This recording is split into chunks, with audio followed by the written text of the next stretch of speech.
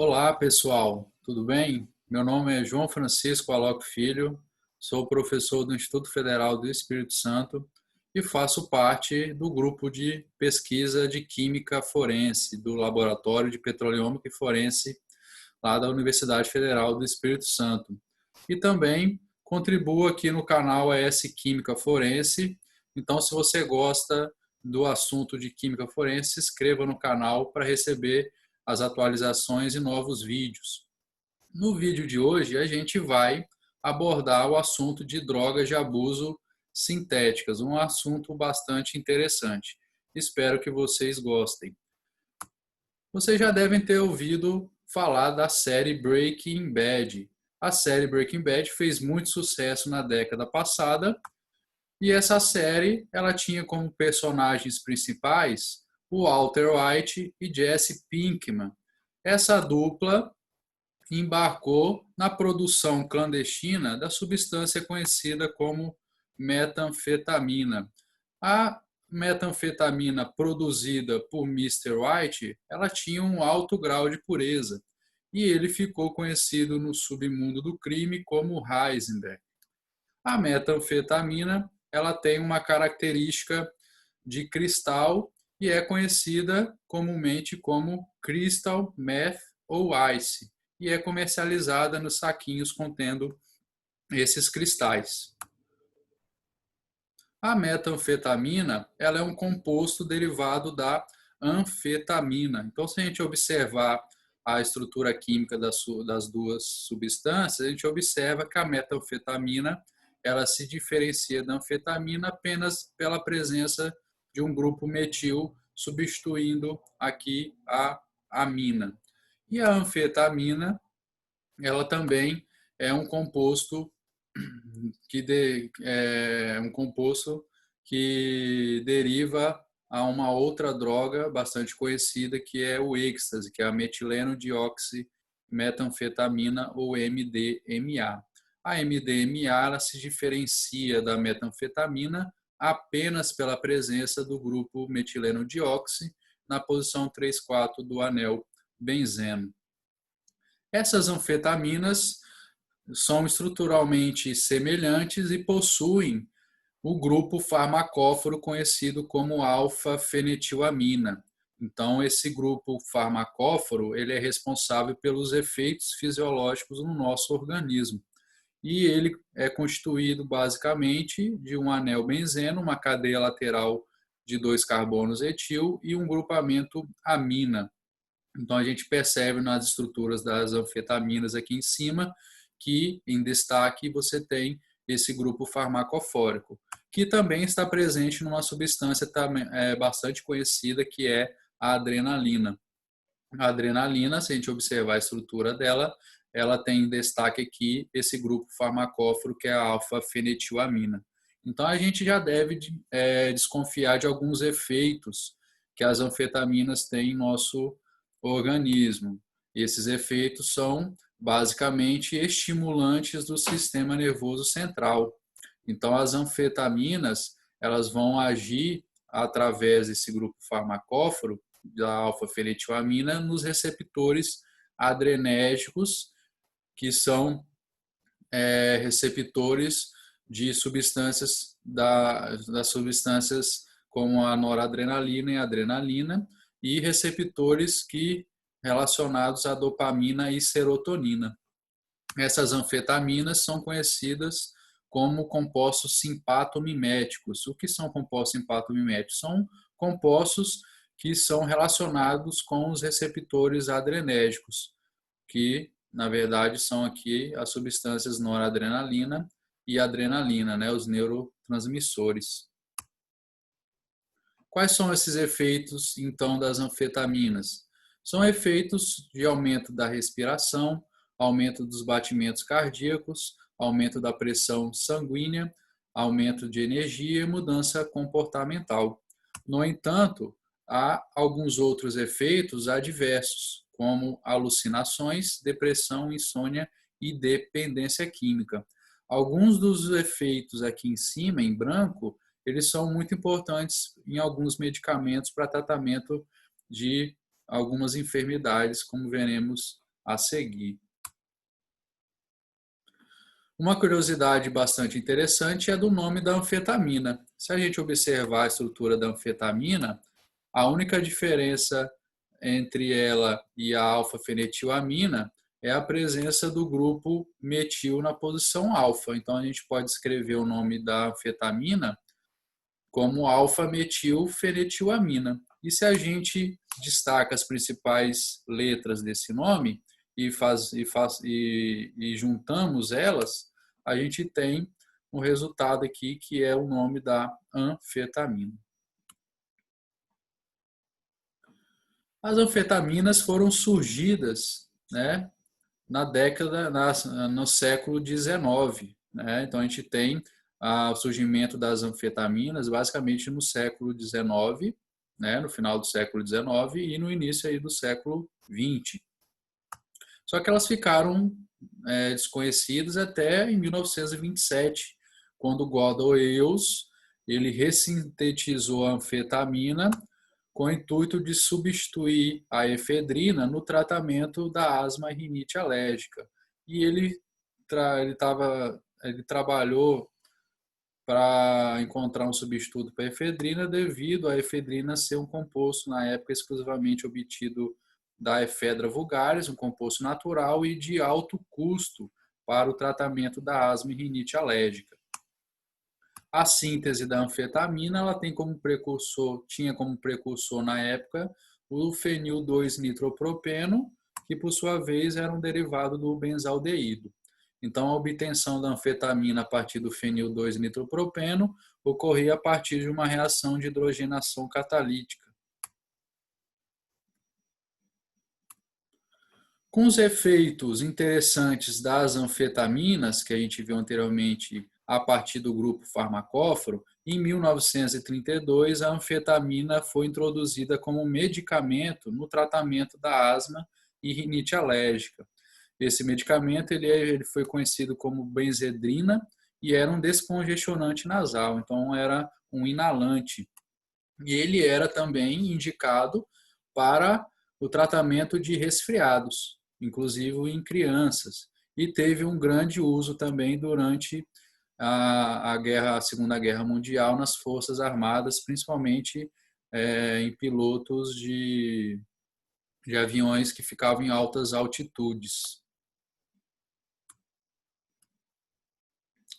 No entanto, em 1929, antes da introdução da benzedrina, Gordon Wills fez alguns estudos sobre os efeitos do sal de anfetamina, principalmente sulfato e cloreto, né, o hidrocloreto e o sulfato de anfetamina. E ele observou os efeitos do sal de anfetamina a partir do uso oral, né, ou seja, a partir de comprimido, como efeitos de estimulação do sistema nervoso central, hiperexcitação, palpitações e insônia.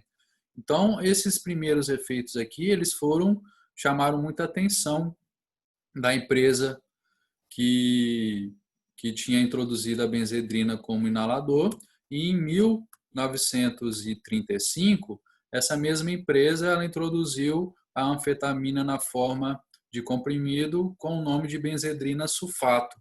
E esse comprimido de benzedrina sulfato ele foi indicado em vários tipos de tratamentos, como distúrbio do sono, aumento do vigor físico, aumento da cognição, aumento da atenção, para perda de peso e também para melhora emocional. Então você poderia adquirir esses comprimidos e a cartela já tinha até o modo de administração, tinha a dosagem dessa anfetamina. No entanto, naquela época não tinha nenhuma regra para a venda, fabricação ou uso das anfetaminas. Então era muito fácil obter as anfetaminas. E isso desencadeou um uso exagerado das anfetaminas e também revelou alguns efeitos do uso prolongado das anfetaminas, como efeitos de euforia, alucinação, ansiedade e também taquicardia. No entanto, em 1937, A benzedrina sulfato ela foi aprovado como medicamento legal, né, pelo Conselho Regulador na época. No entanto, a sua comercialização também a sua comercialização ocorria sem prescrição médica. Então, apesar de ter sido aprovada, você não tinha uma prescrição médica para o uso da anfetamina, que só foi ocorrer em 1939. Então, a prescrição médica em 1939, ela tinha como base, né, tratamentos de depressão, narcolepsia e algumas cefalites. No entanto, não se privava o uso da anfetamina nesses tratamentos, e sim tinha uma abrangência maior, por exemplo, no tratamento para aumento da atenção, aumento da cognição e o aumento do vigor físico. No entanto, o que chamou atenção na época da benzedrina sulfato era no tratamento de desordens psicológicas, principalmente no tratamento da depressão. Então, a gente pode dizer que a anfetamina foi o primeiro antidepressivo aí da história. Com o sucesso da anfetamina no mercado de medicamentos, a metanfetamina também surgiu como um outro tipo de medicamento, um análogo e tinha os mesmos efeitos da anfetamina. Então, as indústrias farmacêuticas foram tendo o trabalho aí de produzir outros análogos, né? Então, a anfetamina foi também um medicamento bastante utilizado, principalmente a partir de 1941, devido à Segunda Guerra Mundial. Então, você teve um abuso excessivo das anfetaminas após a Segunda Guerra Mundial, durante a Segunda Guerra Mundial, o que ocasionou posteriormente alguns problemas, como vício, algumas fatalidades e também problemas de saúde pública, de abuso de anfetaminas. Esse abuso ele só foi amenizado quando foi surgindo os controles, né, a regulamentação de produção, comércio e uso das anfetaminas. E isso ocorreu principalmente em 1971, com os tratados das Nações Unidas no combate às drogas e crimes. Então, a partir de 1971, foi introduzido várias regras de regulamentação e de controle do uso das anfetaminas.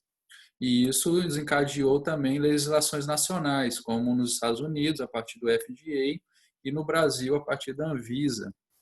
No entanto, uma curiosidade é que o uso das anfetaminas só foi controlado a partir de 1988.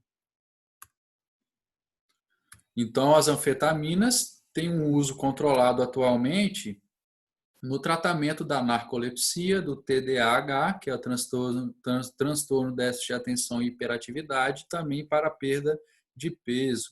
Essas anfetaminas, então, você tem o medicamento Adderall, que é a base de anfetamina, e tem o Desoxin, que é a base de metanfetamina.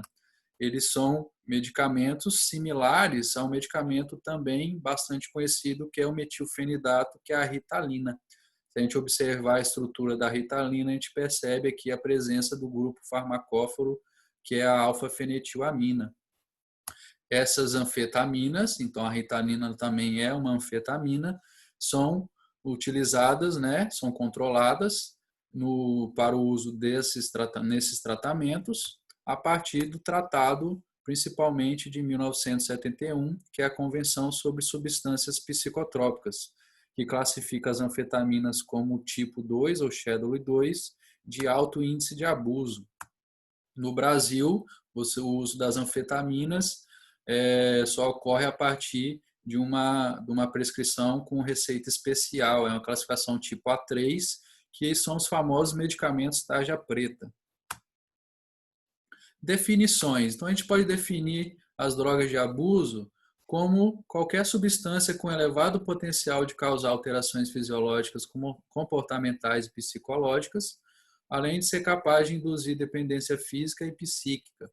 O seu consumo ocorre de maneira exagerada, sem indicação terapêutica ou recomendação médica. Então, nessa definição, a gente percebe que muitos medicamentos liberados para o tratamento de diversas doenças hoje em dia são drogas de abuso, por isso que são necessárias prescrição médica, receita médica para o uso dessas substâncias.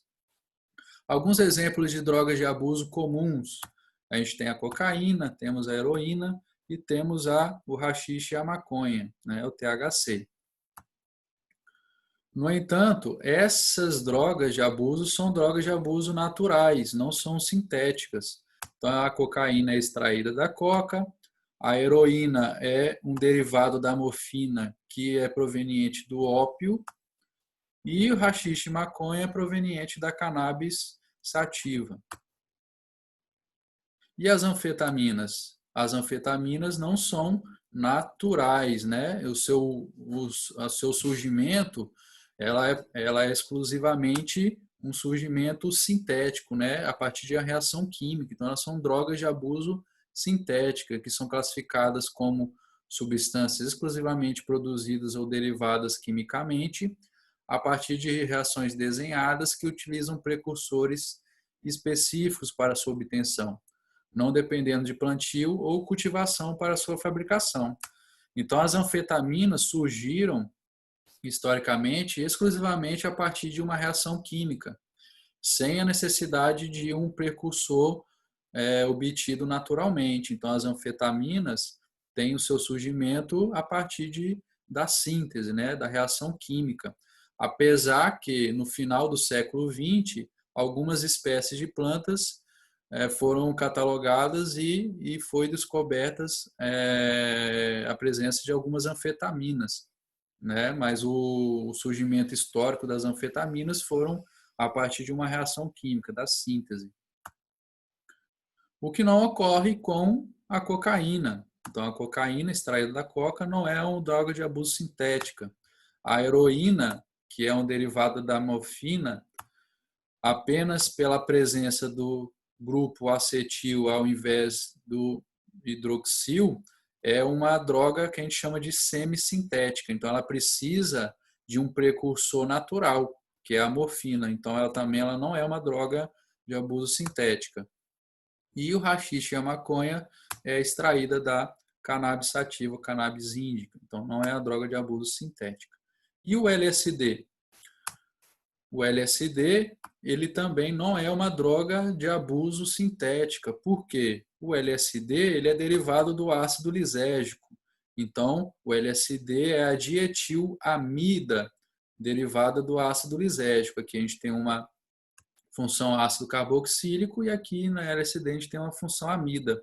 Então, você tem também um processo de semissíntese, porque o ácido lisérgico ele é obtido natural, né? Odargueira nervosa e outras plantas, e principalmente a partir do fungo ergot Claviceps purpurea, que dá em centeio e em trigo. Então, o LSD também não é uma droga de abuso sintética, é uma droga de abuso de semissíntese, né, que tem a proveniência natural. E o controle dessas drogas de abuso? O controle das drogas de abuso é feito basicamente a partir de 3 tratados da Nações Unidas sobre Drogas e Crimes, que é a Convenção Única sobre Entorpecentes de 1961 e suas emendas, Convenção sobre Substâncias Psicotrópicas de 1971 e a Convenção contra o Tráfico Ilícito de Entorpecentes e Substâncias Psicotrópicas, que vai ajudar aqui a implementação do controle de uso também dessas substâncias. E esses tratados, essas convenções, são base para as legislações nacionais, por exemplo, nos Estados Unidos, a partir do FDA, da União Europeia, e aqui no Brasil, pela Anvisa. Como que é feito esse controle? Esse controle ele é feito a partir de schedules. Schedules nada mais são que anexos. Então, a gente tem 4 anexos principais, que é o anexo 1, o Schedule 1, Schedule 2, 3 e 4, em que você vai ter a classificação dessas drogas utilizando o seu potencial de abuso. Então, o Schedule 1 é com elevado potencial de abuso, Schedule 2, um alto potencial de abuso, Schedule 3, um potencial de abuso moderado e o Schedule 4, potencial de abuso baixo. Exemplo de drogas em cada schedule. Então, para o Schedule 1, de elevado potencial de abuso, a gente tem as drogas mais comuns, né, ilícitas, proibidas: cocaína, haxixe, maconha, heroína, ópio, o êxtase, LSD, fentanil, né, e outros tipos de compostos. Schedule 2, você tem as anfetaminas, tem fentanils e análogos, canabinoides sintéticos, catinonas sintéticas, piperazinas e fenciclidinas. Schedule 3 tem pentazocina, catina, barbitúricos. E no Schedule 4, a gente tem aqui os benzodiazepínicos, que são uma classe de compostos que muita gente já ouviu falar. Por exemplo, clonazepam, alprazolam, diazepam, são os benzodiazepínicos. Várias drogas do Schedule 1 e 2 são ilícitas, proscritas ou proibidas, né? São termos semelhantes para dizer o quê? Drogas ilícitas, né? Você não pode consumir, produzir e nem vender. Então a gente tem essas drogas ilícitas e proibidas, principalmente aqui no Brasil. Todas as drogas aqui mostradas no Schedule 1 são proibidas, são ilícitas. E no Schedule 2, a maioria delas aqui mostradas são proibidas. As anfetaminas, como foi falado anteriormente, não são proibidas, elas são controladas. No entanto, a gente tem algumas substâncias em potencial abuso que não estão sob controle nas convenções das Nações Unidas, que é o caso da cetamina e do tramadol. No entanto, a gente pode ter o controle em legislações nacionais. Por exemplo, a Anvisa controla a produção, comércio e uso da cetamina e o tramadol, assim como o FDA nos Estados Unidos. Então, enquanto algumas drogas estão sendo controladas ou tiradas do mercado, a gente tem o surgimento de outras novas drogas para substituir aquelas controladas ou tidas como proibidas. Então, a gente tem vários tipos de classes e estruturas de moléculas que vieram à tona para substituir aquelas controladas ou ilícitas, principalmente a partir do controle lá das convenções das Nações Unidas em 1971. E basicamente para manter o mesmo efeito, no entanto, mudando a estrutura. Perfil de apreensões dessas drogas de abuso, a gente tem aqui um gráfico de 2016 e 2017, onde a gente percebe que a maioria das apreensões são das drogas naturais, né, comuns, como a maior porcentagem aqui da cannabis, vindo aqui a cocaína, né? A gente tem os opioides também e temos as anfetaminas. Quando a gente observa o índice de apreensões das anfetaminas, a gente tem um dado interessante que mais de 70% das apreensões são de metanfetamina. Quando a gente observa os opioides, a gente tem que os opioides sintéticos contribuem bastante para as apreensões. Então, além dos opioides naturais, a gente tem os opioides sintéticos, principalmente fentanil e tramadol. Quando a gente observa nos últimos 20 anos, a gente tem um crescimento de mais de 10 vezes na apreensão de anfetaminas e mais 5 vezes na apreensão desses opioides sintéticos. Então, a gente tem um crescimento alarmante das apreensões dessas duas classes. E outra classe também em bastante crescimento atualmente é o das novas substâncias psicoativas, ou NPS. As NPS sintéticas, desde 2001, aumentaram em 400% nas apreensões mundiais. Então, a gente tem uma apreensão dessas novas substâncias sintéticas crescendo anualmente, principalmente as classes de canabinoides sintéticos, cetamina, catinonas sintéticas. Quando a gente observa essas novas substâncias psicoativas sintéticas, essas NPS, a gente correlaciona essa classe com as design drugs, né, ou drogas de design, que é uma classe de compostos sintéticos que a gente vai abordar no próximo vídeo. Espero que todos tenham gostado. Deixe o seu like no vídeo caso tenha apreciado a apresentação. Se inscreva no canal e fique atento nas próximas atualizações nos próximos vídeos. Eu deixo aqui um agradecimento especial ao Thales Ramon Rosa, colega professor aqui do IFES, que ajudou aí no design dos slides. Abraço a todos e até a próxima.